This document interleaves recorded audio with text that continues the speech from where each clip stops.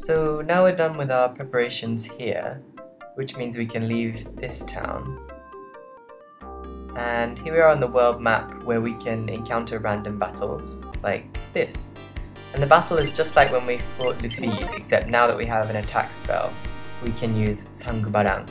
When you cast it, you see Mu casting the spell, and the spell words differ depending on which spell you're casting. So then you get your experience, 28 and 10 gold in this case. So we're told to head north, so that's where we'll go. Okay, so when he intones the spell, the words are Sangbarang Sa to Hareju, and then Sangbarang is cast. So it's pretty neat to see them casting the spell. If Mu is attacked when he's in the middle of casting, it does have an interrupt effect, which means that his casting gets delayed, but you'll see that when we come to it. Now we're in the town of Isnan. The guards from the fort of Sagil, from fear from an attack from monsters, they all ran away to here. I mean, really, having such a cowardly general was a mistake in the first place. It seems people are saying that the fort at Sagil was built to protect an ancient ruin. A ruin like that would probably have some kind of amazing treasure, wouldn't it? Okay. So, if we head up here and talk to this man, he says that General Gadim is on the second floor.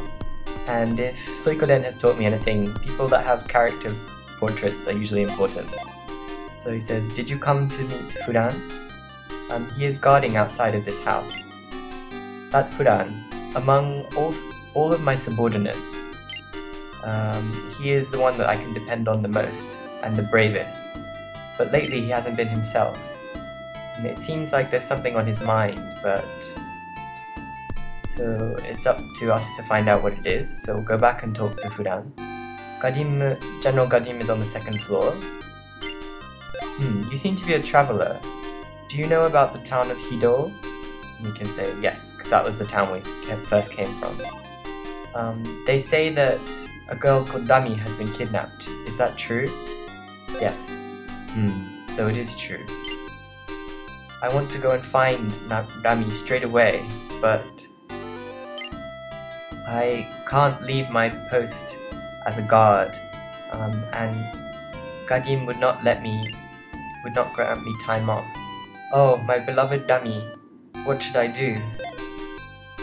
So, being the mediator once again, we go up to talk to General Gadim. So it seems that Fulan wanted to go and look for his lover after all. I want to grant him his request, but we don't have enough people guarding the town as it is. I can't let a soldier as good as Fulan go. Oh, that's right. There is one way that I can grant Fulan his request. The soldiers that were captured in the fort of Sagio from the attack by the monsters, they might still be alive.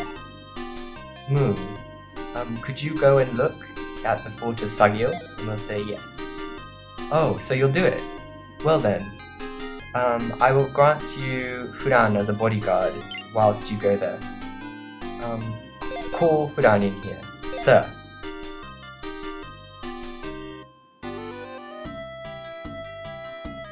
Fulan, now you will go with this boy to the fort of Sagio and rescue the other guards.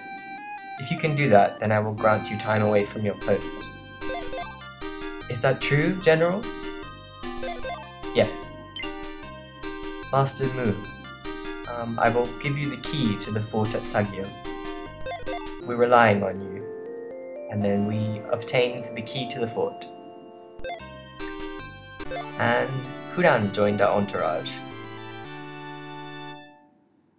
So now we have two characters. Mu is still the main character, and then we have Fulan as an ally, and he's level 3, but we're still level 1. So if we go back into Isnan, this is the weapon shop, and we can look at what they have. They have leather armor, a wooden shield, and a katar. The leather armor and the wooden shields are for Fulan to equip, but he already has them, so we won't bother. And the katar is a weapon that both Mu and Fulan can equip. But since I hardly attack with Mu as it is, he's basically dedicated to casting, there's really no point. Now there's a charm shop here where you can buy Abshal, which is a liquid protection spell, which grants a water shield to one of your allies. And then there's Salto, which is a assistance spell of Shadow, which seals the mouth of one enemy, so basically a silent spell. Then they have Sangbaran and Narmu, which we already have, which for Sangbaran is the rock throwing one, and Narmu is the counter spell for solid spells, which Orns gave us at the beginning, so we don't need either of those. Then in the item shop, it's the same as in Hido, except for they have a recovery stone, which is 500, which is fairly steep, but it's the Phoenix Downs of this game, so especially at the beginning, Mu is very frail, being a typical caster type, so it helps to at least have one recovery item so that Fulan can help you out. Okay, now that we have two characters, Mu is the only character that can cast magic, and you set the allies' actions in their own oval mark next to you. So I've put Fulan to attack. Once you've selected his action, he'll continue to do that action, even into ongoing battles. It remembers what action you gave him.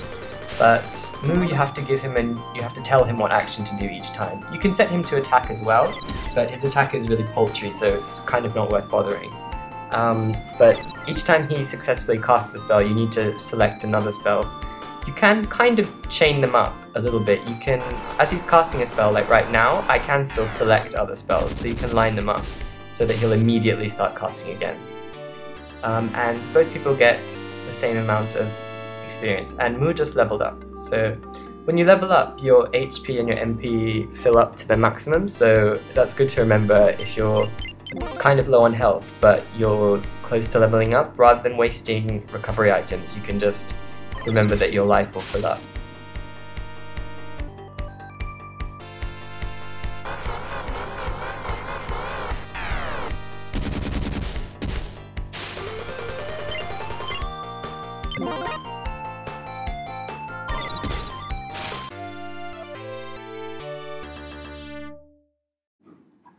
Okay, so continuing up north, we're still heading towards the fort at Sagil, and here it is. So the Sagil fort. The monsters inside here use the charm Sangbaran. If you don't have the counter charm Narmu, then it could be dangerous to go any further. But luckily we do. So we use the fort key. And now, enemies differ slightly in here. There are some of the same enemies as outside. Right now we only have one attack spell, Sangbarang, so you'll see me using it a lot in this dungeon. And as the guy outside said, the boss of this area, and there's one type of enemy within this area, just a normal enemy, also use the Sangbarang spell. And they can be quite powerful, much more than just the normal physical attacks, so you have to be a little bit careful. This game is a little bit old school in that it is a bit harsh at the beginning. It kind of expects that you grind a little bit. I'll try not to grind for the sake of grinding. The encounter rate is high enough in this game that you do tend to fight enough battles to keep you leveled up. But if you're underleveled and try and fight the bosses, you will be killed ridiculously quickly. Okay, so both of my characters have leveled up, and I take this opportunity to just save. So Mu is level 3 and Fulan is level 4. And I'm just saving over my test file. So you have to be on the map to save. And then we'll continue with the Fort of Sagil.